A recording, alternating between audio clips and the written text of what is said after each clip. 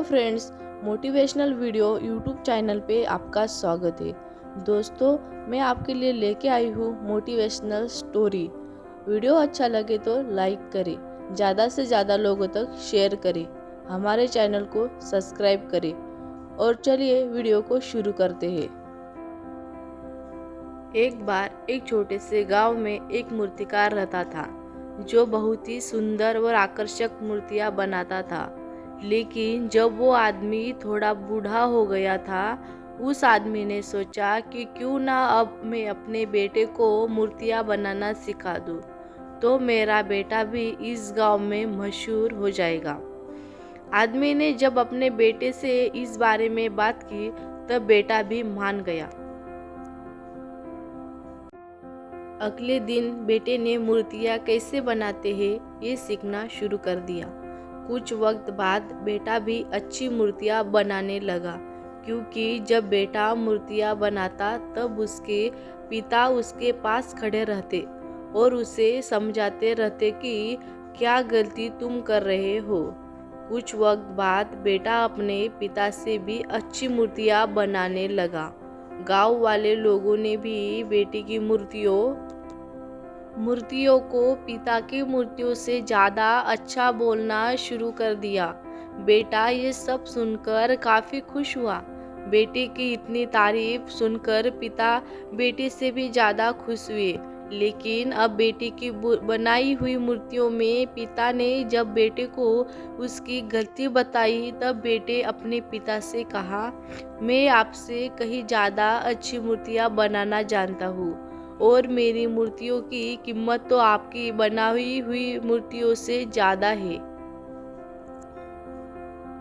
अब आपको मुझे सलाह देने की कोई ज़रूरत नहीं।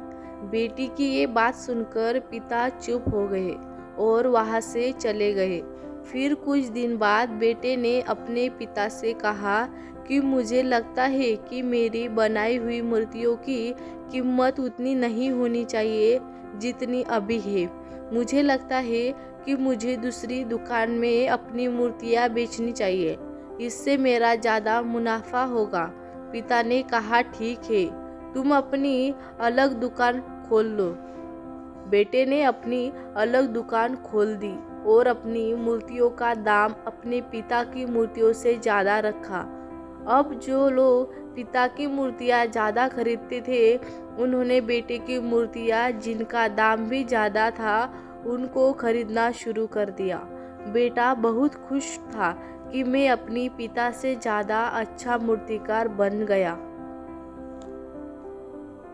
कुछ वक्त सब कुछ ऐसे ही चलता रहा, लेकिन कुछ वक्त बाद लोगों ने बेटी की मूर्तियों को देखना बंद कर दिया।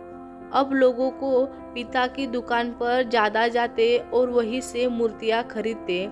बेटे ने अपनी मूर्तियों को और कुछ अच्छे बनाने की कोशिश की, ताकि लोगों को उसकी बनाई हुई मूर्तियाँ पसंद आए, लेकिन कोई फायदा नहीं हुआ।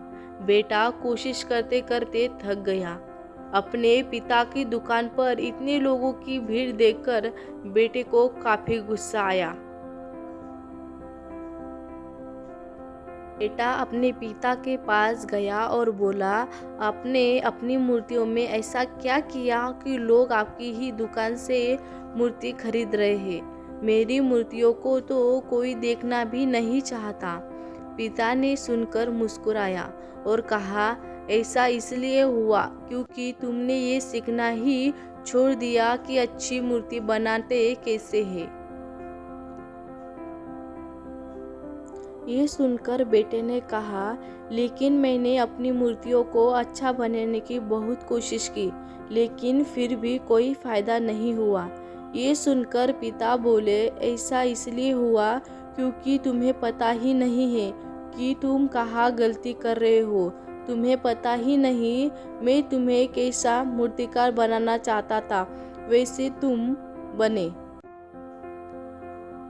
ही नहीं, बल्कि थोड़ी सी तारीफ लोगों से सुन लेने पर तुम्हारे अंदर इतना घमंड आया कि तुमने अच्छी मूर्ति बनाना सीखा ही नहीं। तुम थोड़े से ही इतना ज़्यादा खुश हो गए। ये सुनकर बेटे को अपनी गलती का एहसास हुआ। बेटा अपने पिता के पास वापस लौट आया और अच्छी मूर्ति कैसे बनाते हैं ये सीखना उसने फिर से शुरू कर दिया। इस मोटिवेशनल स्टोरी की सीख ये है, हम जो भी काम करते हैं हमें उस काम को हमेशा सीखते रहना चाहिए। फिर भले ही गलतियों से सीखो या फिर अनुभव से सीखो, लेकिन कभी भी अपने आप पर या अपने आप पर घमंड मत करो।